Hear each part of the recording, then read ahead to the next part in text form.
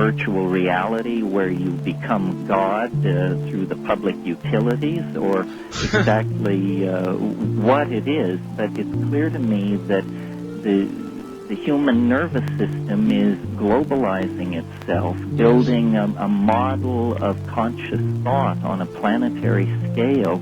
Tens of thousands of people are participating in this. None of them have a real notion what it's all about, but everyone is serving this sort of unfolding grand design.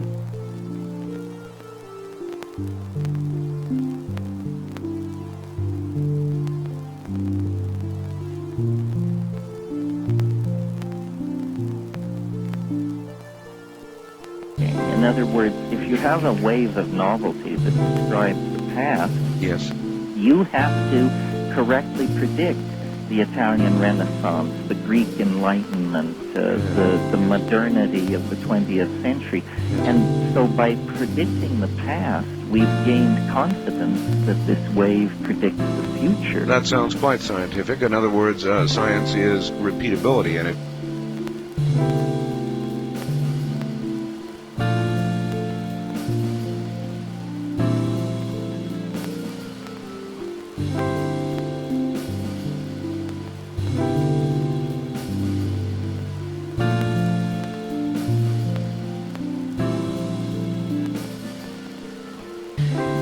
Art, have you heard about Terence Mckenna's theory called time wave zero?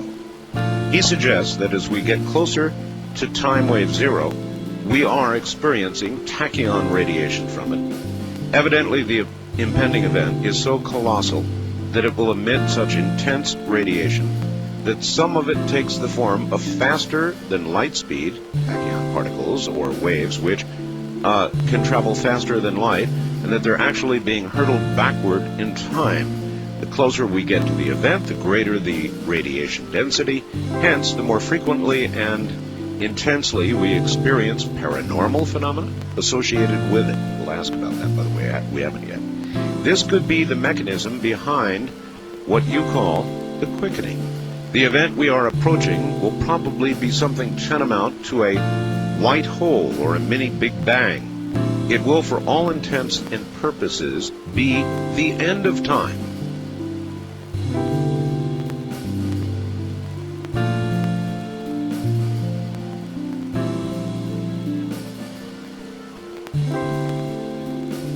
The psychedelic plants that are so fascinating to me, because you mentioned repeatability. Here's a technology, a technique that lets you repeatedly and with relative safety journey into alien worlds filled with alien forms of intelligence. And it's the only thing I've found that does that. In other words, I've investigated flying saucers, crop circles, this and that. It doesn't turn me on.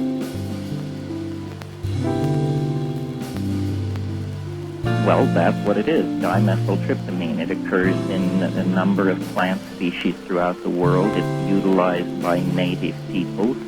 And in the pure form out of the laboratory, when you smoke this stuff, you find yourself inside the flying saucer that all these dazzled people are raving about.